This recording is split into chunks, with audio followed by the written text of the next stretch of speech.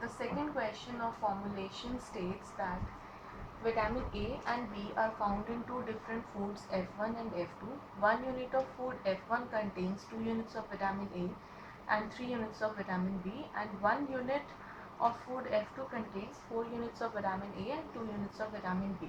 1 unit of food F1 costs rupees 3 and 1 unit of food F2 costs rupees 2 and 50 paisa. The minimum daily requirement for a person of vitamin A and B is 40 and 50 units respectively. Assuming that anything in excess of minimum daily requirements of vitamin A and B is not harmful, we have to find out the optimal mixture of food F1 and F2 at the minimum cost which meets the daily minimum requirement. We have to formulate this as a LPP. So we are not going to solve it, we just need to formulate this as a linear programming problem. So as discussed in the last question, first we'll try to formulate a table out of it. So there are two food products F1 and F2, and in both the food products we have vitamin A and vitamin B in different quantities. Okay, so the quantities are also mentioned.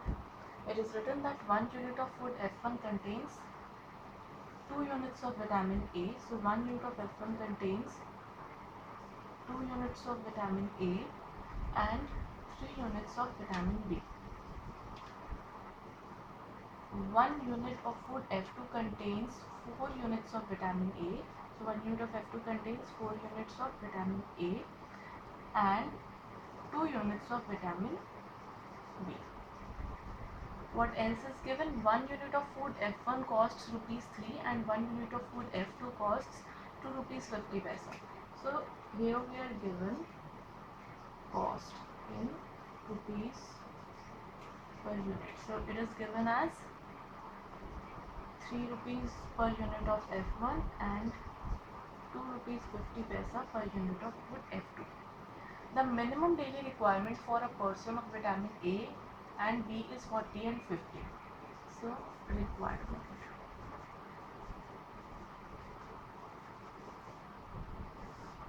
So minimum requirement of vitamin A for a person is 40 units. This is the minimum requirement, daily minimum requirement. And of vitamin B is 50 units. This is again the minimum requirement. So we have taken these values as well as these values.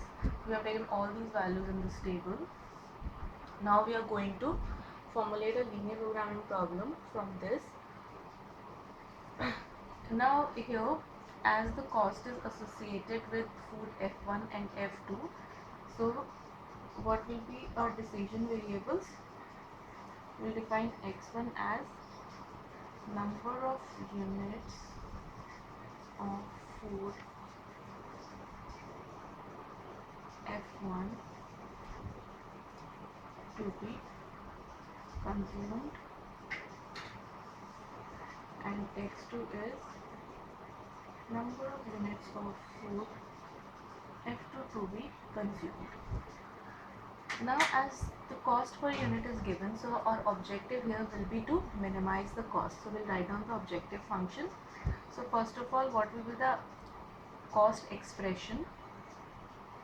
We have taken X1 as the number of units of food F1 and X2 as number of units of food F2. So 3 rupees is the cost associated with 1 unit of F1. So if we are consuming X1 units, so total cost will be 3X1. Similarly, this is the total cost associated with consumption of food F1, and the cost associated with consumption of food F2 will be 1 unit of F2 costs rupees 2.5 or 2 rupees 50 paisa. So X2 units will cost 2.5 X2. So this is the total cost. We'll take it as Z and we have to minimize it. Okay, so this is our objective function, minimize Z, which is 3x1 plus 2.5x2. Now again, this objective is subject to some constraints, and the constraints are on the intake of vitamin A and B.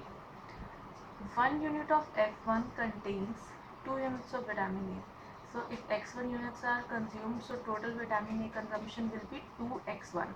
Similarly, 1 unit of food F2 contains 4 units of vitamin A. So if x2 units of F2 are consumed, so total consumption of vitamin A will be 4x2.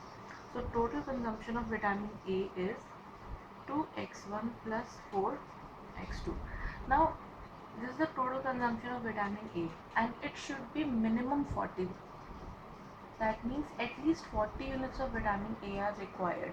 Anything, it is written that anything in excess of minimum daily requirement is not harmful. So this is the minimum intake. 40 units is the minimum intake of vitamin A. It can be more than 40 units also, but minimum 40 units is required. So the sign will be greater than or equal to. Similarly, the constraint corresponding to vitamin B will be 3x1 plus 2x2 greater than equal to 50. So it is 3x1 plus 2x2 greater than equal to 50.